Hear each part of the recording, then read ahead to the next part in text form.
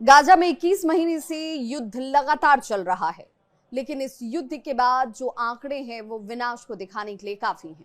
58,000 से अधिक फिलिस्तीनियों की अब तक मौत हो चुकी है। जो स्थानीय स्वास्थ्य मंत्रालय है उसकी तरफ से एक जानकारी साझा की गई और ये जानकारी आपको अचंभित कर देगी।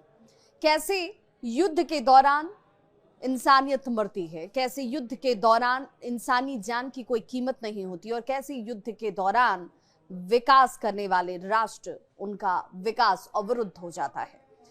स्वास्थ्य मंत्रालय ने अपनी जो गिनती सामने रखी उनमें नागरिक और हमास लड़ाकों के बीच का अंतर उनकी तरफ से नहीं किया गया, लेकिन ये जरूर कहा गया कि मृतकों में आधे से अधिक महिलाएं और बच्चे हैं, जो सबसे ज्यादा दुखद हैं। दो राष्ट्रों के बीच युद्ध और उस युद्ध का अंजाम क्या, तो इन मौत के आंकड़ों को गिनते समय आपकी भी आंखें भर आएंगी। एक तरीके से देखा जाए तो मृतकों की संख्या ऐसे समय में सामने आई जब इजराइल और हमास के बीच युद्ध विराम के लिए अमेरिका की मध्यस्थता जो है इस वक्त चल रही है, उसकी तरफ से मध्यस्थता को लेकर वार्ता की जा रही है और युद्ध को रोकने या फिर कुछ इजरायली बंधकों को रिहा करने के लिए प्रयास किए जा रहे हैं।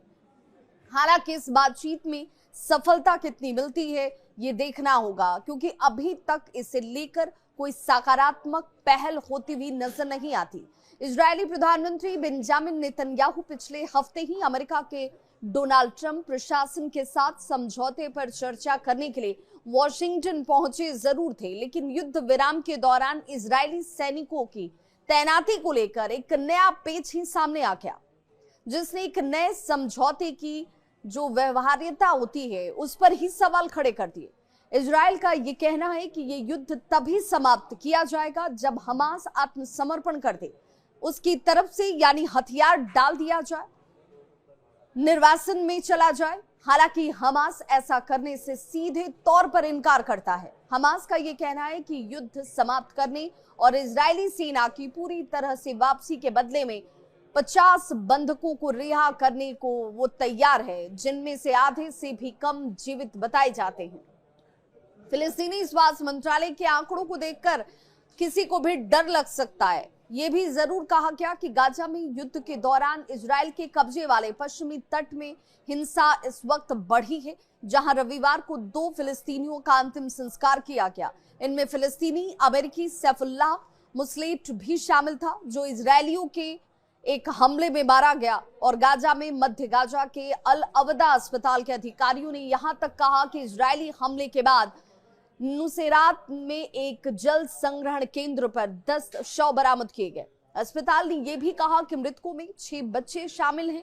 इलाके में रहने वाले एक प्रत्यक्षदर्शी के अनुसार अगर देखा जाए तो एसोसिएटेड प्रेस की तरफ से यह कहा गया कि रविवार सुबह लगभग 20 बच्चे और 14 वयस्क पानी भरने के लिए कतार में खड़े थे।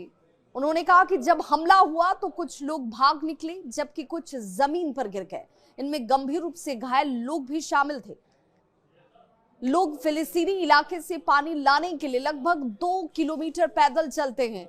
अब आप अंदाजा लगाइए कि प्यास बुझाने के लिए एक अलग जद्दोजहद चल रही है और दूसरी तरफ हमले किए जा रहे हैं। इजरायली सेना ने यहां तक कहा कि वो एक आतंकवादी को निशाना बनाने के लिए हमले कर रहे हैं, लेकिन तकनीकी खराबी की वजह से गोला बारूद लक्ष्य से दर्जनों मीटर दूर जाकर गिरता है।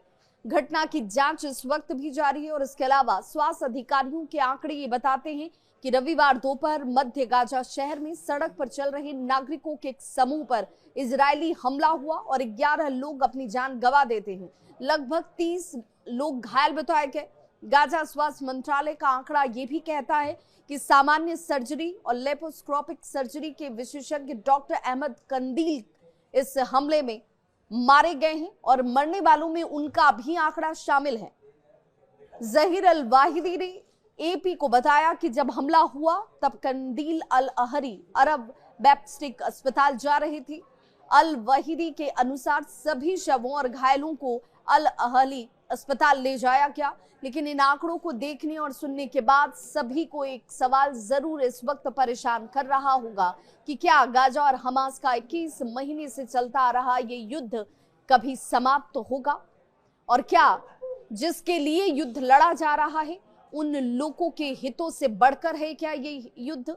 इन सवालों का जवाब अभी मिलना बाकी है।